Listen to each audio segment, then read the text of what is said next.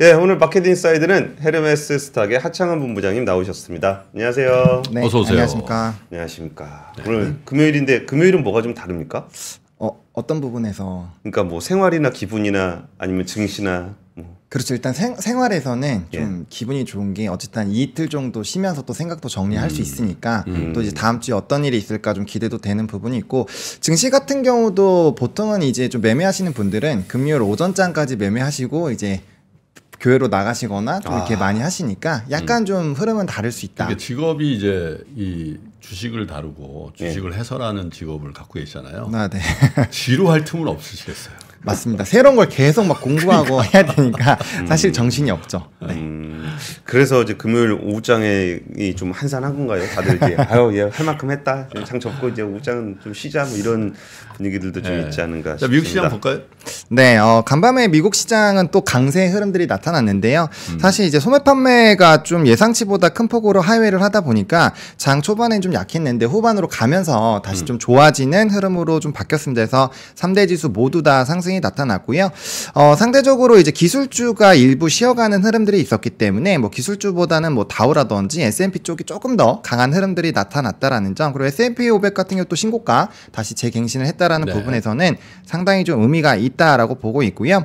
일단 전반적인 시장의 분위기는 앞서 말씀드린 것처럼 약간 뭐 엔비디아라든지 이런 주도를 하는 이런 기업들이 일부 좀 조정이 나오다 보니까 기술주는 조금 쉬어졌고요. 그 안에서도 좀 눈에 띄었던 게 이제 테슬라가 단연 좀 기염을 토했습니다. 모처럼 또 6%대 상승이 나왔는데요. 오랜만이네요. 네. 시장에서는 지금 의견이 좀 분분하긴 한데 뭐 대부분이 이제 저가 매수다라는 분석이 있지만 또 이제 일론 머스크가 테슬라에 대한 지분을 다시 확대를 하고 있다.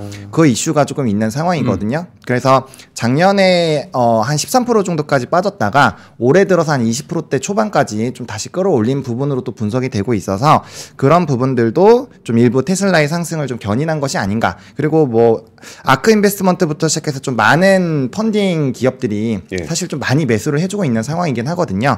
그래서 그런 수급적인 부분도 상당히 좀 좋은 영향을 주지 않았나라고 보고 있고요. 메타도 상대적으로 좀 강한 흐름들을 좀 보여줬다라고 보시면 좋을 것 같고, 뭐 애플이나 구글 같은 경우는 조금 쉬어주는 흐름들이 나타났는데, 이제 특히나 이제 미국장에서 조금 핵심적으로 우리가 이해를 해봐야 될 거는 버크셔 해서웨이가 장바구니를 좀 바꾸고 있잖아요. 그렇죠. 애플을 덜어냈더군요, 조금. 네, 애플을 좀 덜어내는데 그래서 그와 연관된 종목군은 좀 일부 조정이 나왔고 오히려 정유주 쪽으로 지금 많이 확대를 하고 있다 보니까 뭐 쉐보론이라든지 뭐 옥시덴탈이라든지 고집 세 보면 박사.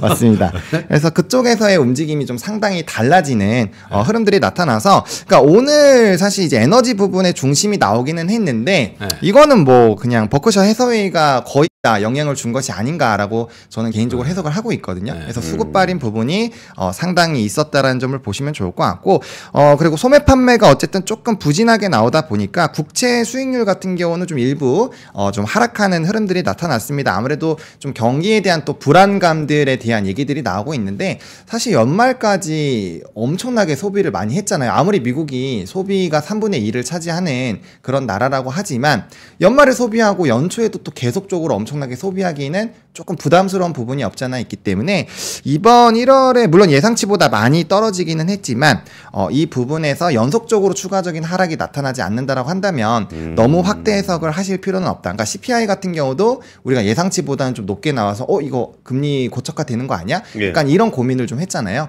근데 CPI 같은 경우도 일단 연속성을 좀 봐야 되는 상황이고 소매 판매 역시도 지금 이제 한 번의 변수로 너무 심각하게 이런 방향성에 대해서 고민하기에는 조금 아직 이른 감이 있지 않을까라는 부분들, 그리고 이제 실업 청구 건수 같은 경우는 전주 대비했을 때 8,000건이 또 낮게 나왔기 때문에 고용권에서의 또 강한 기조가 나타나고 있어서 여러 가지 지표들이 나왔지만 지표상에서는 상당히 좀 혼조 흐름들이 나왔다라고 보시면 좋을 것 같고, 그 안에서 이제 단기적으로는 어떤 부분에 좀 집중해서 해석이 나오느냐에 따라서 증시의 움직임은 일부 달라질 수 있겠지만 큰 대세를 흔들 정도는 아직은 아닌 것 같다 정도로 해석을 해보시면 좋을 것 같습니다. 워런 버핏이 다 결정한 건 아닐 텐데 어쨌든 버크셔 해서웨이가 애플을 덜었다는 거는 굉장히 넘버원 포트폴리오를 줄인 거니까. 그렇죠. 네. 근데 이렇게 쭉 그 매도의 흐름을 보면 비아들을 거의 다 팔았잖아요. 예. 네. 그렇죠? 중국 전기차 1등, 세계 전기차 1등이죠 지금 현재. 네, 맞습니다. 판매량 기준으로.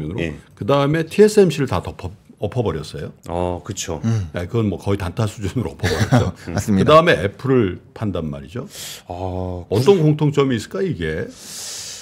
약간 저는 이제 요즘에 이 버크셔 해서웨이가 약간 좀 단기 트레이딩을 좀 많이 한다라는 느낌을 저는 좀 상당히 받기는 했거든요. 네. 근데 이제 공통점은 좀 올라가기 전에 좀 매도한 부분들이 좀 일부 있어가지고, 그러니까 시장에 대한 좀 변동성을 조금 우려하는 그런 부분에서의 물량이 일부 있는 것이 아닌가라고 일단은 저는 개인적으로 해석을 하고 현금이 있습니다. 좀 늘지 않았나요? 현금은 늘었습니다. 현금이 늘었죠. 네. 현금이 늘었다라는 거. 그건 또 현금을 단기 채권으로 운영하고 있는 거예요. 맞습니다. 네, 적어도 채권으로. 장기 채권 안 사고 단기 채권이 5% 이상 되거든요. 네. 근데 그걸로 운영하고 있으면서 그 얘기는 뭔가 리스크를 조금 줄여보고 싶은 느낌을 갖고 있고. 이렇게 좀 무서운 얘기를 자꾸 이끌어 가세요.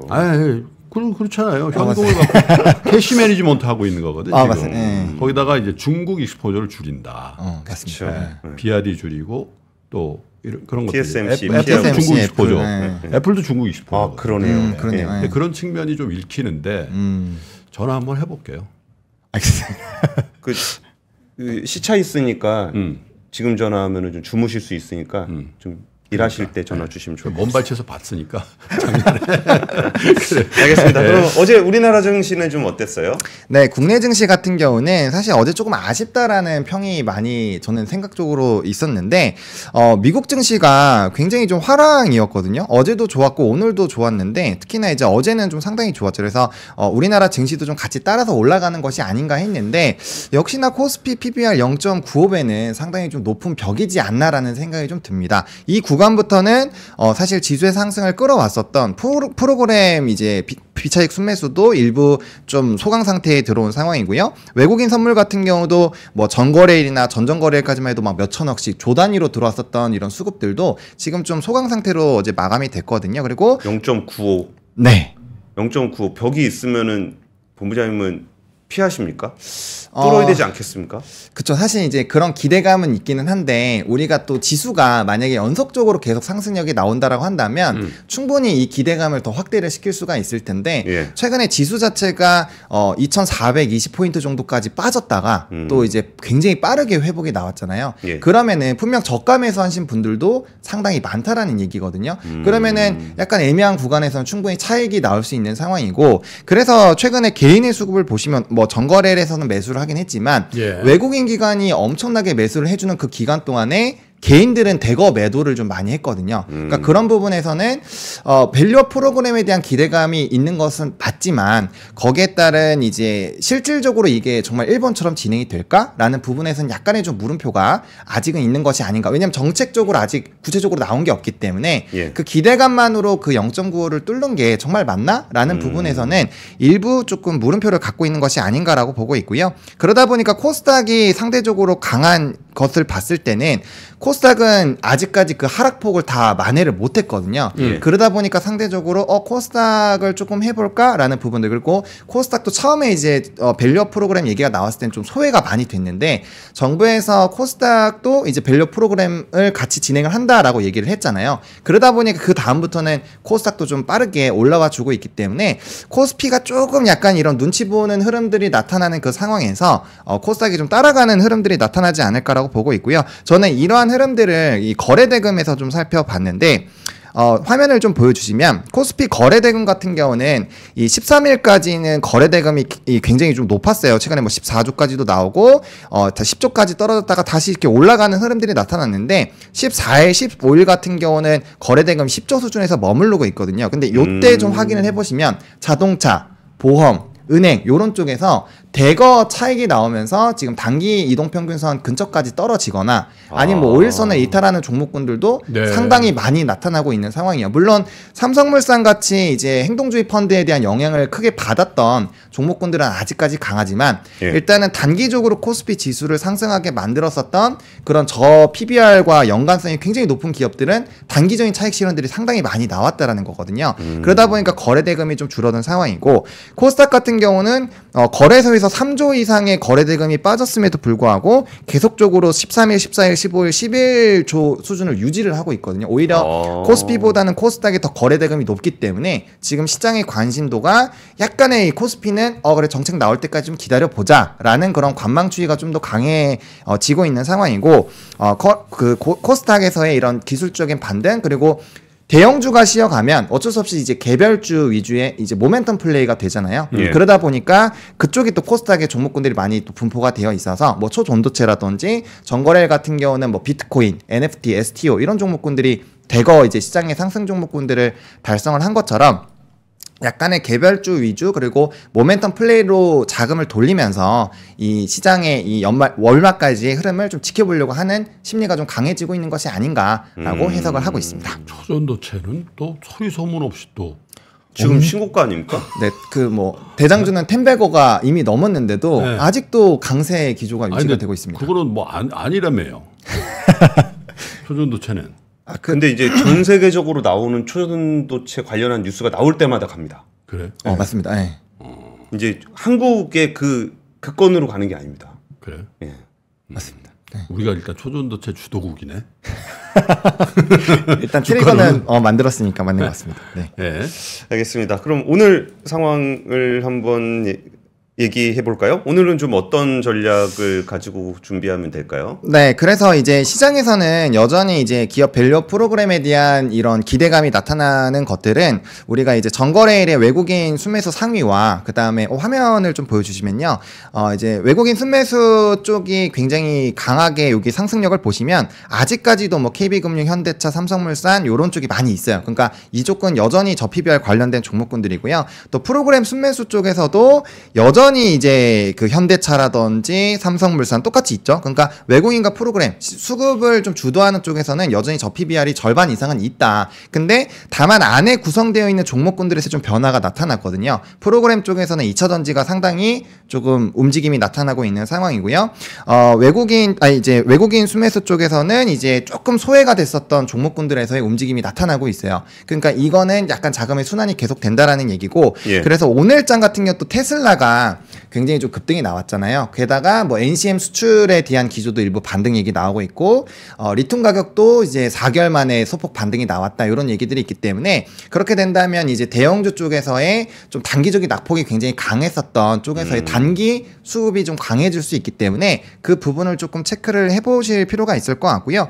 그 다음에 이제 실적주들이 저 PBR 관련된 모멘텀들이 터져 나올 때 좀 전에 하셨던 그 테슬라를 비롯해서 그 얘기는 2차전지 주가들을 좀 눈여겨보면 좋겠다 이런 건가요? 아무래도 코스닥에서의 추가적인 상승력이 나오기 위해서는 일단 기본적으로 2차전지가 하락이 나오기보다는 좀 상승 국면으로 가는 상황에서 뭐 최근에 뭐 크래프톤 같은 뭐 넷마블 이런 게임주들이 또 움직임이 나타나고 있고 초전도체도 지금 시가총액 상위 안에 들어와 있잖아요. 그러니까 그런 종목군들이 같이 움직여 준다면 코스닥 지수는 더 올라갈 수 있거든요. 그래서 그런 부분에서도 뭐 저는 충분히 이벤트가 나올 수 있다라고 보고 있고요. 또 2차전지 같은 경우 사실 본업에서의 흐름으로 최근에 단기적인 반등이 나온 게 아니라 이제 에코프로비엠의 코스피 이전 상장 그리고 에코프로가 남아있으면서 이 패시브 기관의 수급들을 양쪽으로 가져갈 수 있다라는 기대감으로 사실 주가가 상승했다라고 보는 게 맞거든요. 거기에다가 지금 본업에서 약간 턴어라운드 기대감들이 나타나면서 전기차의 투심에 굉장히 역할을 줄 수 있는 테슬라가 강하게 반등이 나왔다라는 거는 뭐 충분히 트레이딩 관점으로는 접근할 만한 포인트가 또 될 수가 있는 거죠. 그래서 그런 부분에서 좀 한번 눈여겨 보시다가 이제 마음에 드시면은 매매를 하시면 될 것 같고요. 그 다음에 이제 실적주 쪽도 좀 관심을 가지셔야 될 것 같아요. 그러니까 밸류 프로그램 얘기가 나올 때 계속적으로 실적이 좋으면서 주가가 작년부터 우상향을 해왔었던 화장품이라든지 뭐 변압기라든지 이런 종목군들은 상당히 단기적인 조정들이 나와 있는 상황이거든요. 근데 해당 종목군들이 산업군으로 지금 뭐 성장이 멈춰서 주가가 조정이 나온 게 아니에요. 계속적으로 최고 실적 기록을 하고 있고 뭐 수주도 계속적으로 달성이 되고 있는데 이쪽이 근데 이제 주주 환원 정책을 그렇게 크게 하고 있지는 않았거든요. 근데 최근에 이제 저 PBR 쪽이 다시 눌리기 시작을 했을 때 해당 종목군들에서 다시 불을 뿜기 시작을 하고 있거든요. 그래서 단기적으로는 또 실적주에 대한 관심도들이 상당히 높아질 수 있는 상황이기 때문에 실적이 고공행진을 하고 있는 쪽에서 단기적으로 눌림이 나오거나 아니면 한 2, 3개월 정도 기간 조정을 거친 종목군들은 주가가 이제 다시 한번 탄력적으로 움직일 수 있기 때문에 그런 산업군들은 좀 관심 있게 보시면 좋지 않을까라고 생각을 하고 있습니다. 그 밸류 프로그램에서 제일 이렇게 관심 받아야 되는 데가 실적주거든요. 네. 실적이 나와야 뭘 나눠주지. 맞아요. 네, 맞습니다. 그 저평가만 보는 게 아니라 진짜 이제 실적 시즌이기도 하고 그러니까 요새 실적 얘기들도 많이들 하죠. 그렇죠. 그러니까 이제 말씀 주신 것처럼 이제 단순히 PBR만 낮은 거는 그런 걸로 움직이는 건 이제 정부에서 정책을 내놓는 거에서 이미 끝이 났다라고 보시는 게 맞을 것 같고 실질적으로 이게 결국엔 환원으로 이어져 줘야 의미가 있다라는 거죠. 근데 여기서도 우리가 좀 잘 생각을 해볼 필요가 있는 게 뭐 이제 저 PBR 이 밸류 프로그램에서 상당히 기대를 받고 있는 뭐 자동차라든지 뭐 통신이라든지 뭐 이런 쪽은 이미 사실 환원을 상당히 많이 하고 있어요. 뭐 SK텔레콤 같은 경우는 거의 끝까지 거의 80% 이상을 하고 있기 때문에 추가적으로 사실 할 수 있는 룸 자체도 좀 적거든요. 그러니까 이런 환원 정책을 애초에 많이 하는 기업들을 관심 있게 보는 것은 맞지만 여기서 상당히 제한될 수 있는 기업들을 또 피하셔야 된다. 그러니까 상당히 옥석 가리기가 필요하다라는 거고 말씀 주신 것처럼 실적이 좋아서 이익 그 현금 흐름으로 자금이 넘어가야 배당을 하던 자사주 매입 소각을 하던 여러 가지 절차를 할 수 있잖아요. 그렇기 때문에 기본적으로 실적이 잘 나오는 기업들을 눈여겨봐야 되는 것은 뭐 당연한 얘기다라고 말씀을 좀 드리겠습니다. 알겠습니다. 그럼 주요 이슈도 한번 살펴볼까요? 네, 이슈 같은 경우는 제가 크게 6가지를 좀 꼽았는데요. 일단 역시나 이번 주가 IPO의 이런 슈퍼 위크였거든요. 그래서 뭐 신규 상장, 스펙 상장주도 굉장히 좀 주가가 탄력적으로 움직이고 있고요. APR 같은 경우가 일반 청약이 굉장히 흥행을 했습니다. 13조 9천억? 요새 네. 주변에서 다 APR 얘기하더라고요. 야, 돈 많다. 제 와이프한테 APR 얘기했더니 그거 우리 집에 있잖아 그 얘기하더라고요. 뭐가 있어요? 이거. 아, 그거예요? 예, 예. 이거 띠딕하는 거 요즘 진짜 많이 하거든요. 미용 치료기. 미용 치료기가 아니라 그 미용기기. 미용기. 예, 예, 예. 가정용 미용해서 이제 집에서 하는 건데 상당히 지금 관심도가 높은 상황이고요. 신한투자 같은 경우는 1152.22대 1. 그러니까 엄청난 청약 수를 기록을 하고 있고요. CMA 계좌에서도 이 자금 자체가 뭐 3조, 4조 이상의 변동성이 생길 정도로 상당히 많은 영향을 주고 있습니다. 그래서 IPO 같은 경우는 올해도 좀 영향력이 상당히 높을 것 같아서 만약에 이런 증시의 흐름이나 요 약간 상당히 올라온 상황에서 약간 관망을 하신다라는 느낌으로 보실 때는 이렇게 IPO를 단기적으로 보시는 것도 저는 괜찮지 않을까라고 보고 있고요. 또 TSMC가 또 굉장히 급등이 나온 상황인데 애플과 또 첨단 패키징 대량 주문을 체결하는 소식이 있었습니다. 그래서 아무래도 이러한 이슈들은 또 국내 반도체 쪽에도 물론 삼성전자와는 경쟁하는 또 이슈로 반영이 될 수 있지만 전반적으로 이제 글로벌적으로 반도체에 대한 뉴스가 끊임없이 나온다라는 것은 뭐 저는 상당히 좀 의미가 있다라고 보고 있고요. 그다음에 일본 병원에 드디어 K 자율주행 로봇이 취직을 했다라고 합니다. 사실 올해 2월부터 이제 일부 기업들 같은 경우는 보행인의 지위를 얻어서 지난 이제 작년 11월이죠. 지능형 로봇법 이후에 이제 실외에서도 활동하는 그러한 보행인 지위를 받을 예정이거든요. 그래서 상품화가 진행이 될 건데 보행인. 네. 그래서 이제 그 부분에서 기대감이 있는 상황인데 사실 그래서 배달 쪽으로 먼저 이벤트가 좀 터져 나오지 않을까 싶었거든요. 예. 근데 이게 이제 벌써 종합병원에서 자율주행 로봇이 이제 활동을 할 예정이다라는 부분은 상당히 좀 기대가 되고 있고요. 또 이제 LG에너지 솔루션이 8월부터 4680 원통형 배터리를 이제 공급을 양산을 시작을 할 예정입니다. 이러한 모멘텀들 같은 경우도 사실 좀 소강 상태에 있었던 2차 전지에는 좀 긍정적인 이슈가 될 수 있을 것 같고요. 예. 또 이제 우리나라가 우크라이나 재건 지원 협의체에 가입을 했다라고 합니다. 그러니까 최근에 재건주들도 한번 주가의 급등이 나왔는데 미국에서 이런 지원책도 있고 우리나라에서도 가입을 하고 이런 움직임이 있기 때문에 또 재건 쪽도 일부 움직임이 나올 수 있는 이슈이고요. 그다음 제가 좀 제일 주목하고 있는 건 비트코인입니다. 비트코인. 네, 비트코인 가격이 뭐 7천만 원을 넘어선 상황이고 시총 같은 경우도 1조 200억 달러 수준으로 미국 기준으로 했을 때 상위 10위 안에 들어가기 때문에 이러한 수급적인 부분들의 변동성을 좀 우리가 면밀하게 체크를 해봐야 되지 않을까라고 일단은 생각하고 있습니다. 예, 뭐 이슈를 한번 싹 브리핑을 해주셨는데 네. 여기서 좀 몇 개 딱 꼽아서 좀 더 상세하게 좀 전해주고 싶은 이슈는 어떤 부분인가요? 일단 먼저 비트코인을 좀 말씀을 드리고 싶은데요. 사실 이제 현물 ETF라는 이 승인 이후에 주가가 좀 상당히 많이 빠졌습니다. 가격이 많이 빠졌었는데 다시 한번 이제 ETF에서 순유입 규모가 상당히 늘어나고 있다 보니까 상승력이 좀 크게 나타나고 있는 상황이고요. 사실 이제 수요 부분으로 봤을 때 뭐 채굴량이 하루에 900개 정도면 그거보단 뭐 2배, 3배, 많게는 10배 이상까지도 수요가 늘어나 있는 상황이라고 합니다. 그래서 수요와 공급단에서 굉장히 좀 큰 차이가 나타나 있다라고 보시면 좋을 것 같고요. 최근에 현물 비트코인 ETF로 유입된 자금만 하더라도 16억 4천만 달러 수준으로 상당히 뭐 2조 이상의 좀 그 자금이 빠르게 좀 들어가고 있다라는 부분이고, 이제 우리가 비트코인에 대한 이런 채굴이 반감기를 좀 보셔야 되는데, 2009년에 이제 블록당 이 거래를 해서 하나의 블록이 만들어져서 그게 이제 기존에 있던 블록들에 붙이면서 이 비트코인이 만들어지는 건데, 이게 원래 하나의 블록이 깨지면 이제 비트코인이 50개씩 나온다라고 하는데, 이게 4년마다 계속 줄어들어서 이번 반감기에는 이제 3개 정도가 나온다라고 합니다. 그러면 2009년과 비교했을 때는 열 몇 배가 차이가 나는 상황이기 때문에 공급량이 상당히 좀 줄어드는 부분이고요. 물론 이제 비트코인의 상승 기조를 본다라고 한다면